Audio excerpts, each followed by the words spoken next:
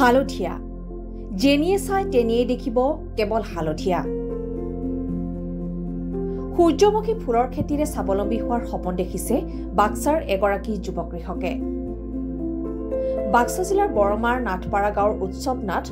1992 চনৰে পৰা প্ৰত্যক্ষভাৱে জড়িত হৈ আছে কৃষি ক্ষেত্ৰত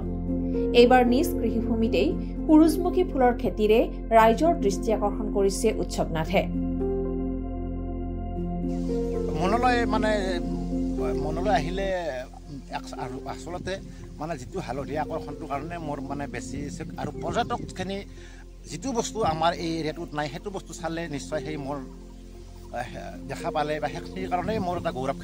খেতিৰ উপাৰ্জনটো আকলাই মোৰ সেইটা সেই নহয় ফুলৰ বাগিচাখন বেলেগ এটা বাতৰি গ'ল চাই গ'ল সিহঁতে ভাল পালে সেইটো কথা শুনিয়ে মোৰ অলপ ভাল লাগে আৰু কিমানমান বেলি ফুল কৰিছে বেলি ফুল মোটামুটি মই 2.5 কেজি ফুটি আছিলে তথা 2.5 বিঘা মান হ'ব হয় বাউণ্ডাৰীটো কি কৰিব এটোৰ পৰা ৰিফাইন তেল বনোৱা হয় কিন্তু মই যোৱা বছৰ বনাইছিলোঁ কিন্তু বনাওঁতে অলপ চেন পাইছোঁ এতিয়া এই বীজটো মই বীজ ভাণ্ডাৰত দি দিম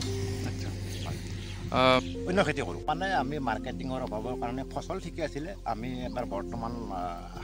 আমি মূল নাপাম কি কি খেতি কৰিছিলে আলু আছিলে বেঙেনা আছিলে কবি আছিলে ভেলেণ্টিনা কেৰেণ্টিনা ৰঙালাও বেঙেনা এইবিলাক গোটেইখিনি আছিল পাচলি কিন্তু আমি এবাৰ মূল নাপাম চৰকাৰক আহ্বান মই এইটোৱে জনাম যে মানে আমাৰ যিহেতুকে মাৰ্কেটিঙৰ কাৰণে আমাৰ ইয়াত অভাৱ হৈ আছে বা এইবিলাক পাচলি যি আমাৰ ইয়াত নষ্ট হৈছে কিহৰ কাৰণে নষ্ট হৈছে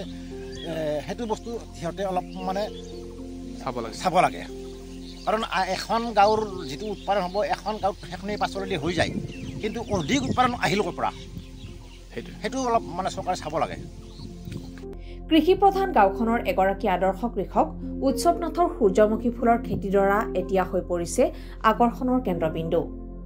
দূৰ দূৰণিৰ পৰা বিভিন্নজনে আহি লয় সেলফি এইদৰে আন খেতিৰ মাজে মাজে সূৰ্যমুখী ফুলৰ খেতি কৰিছে কৃষকজনে নাথপাৰা গাঁৱৰে উৎসৱ নাথৰ পিতৃ শুক্লেশ্বৰ নাথ আছিল ৰাষ্ট্ৰীয় বঁটাপ্ৰাপ্ত এগৰাকী আদৰ্শ কৃষক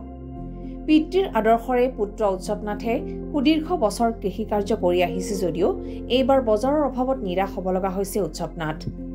এইবাৰ প্ৰথমবাৰৰ বাবে তেওঁ কৰিছে বেলি ফুলৰ খেতি এই ক্ষেত্ৰত কৃষি বিভাগৰ পৰা সা সুবিধা লাভ কৰিলে অধিক ভূমিত বেলি ফুলৰ খেতি কৰিব বুলি জনায় উৎসৱ নাথে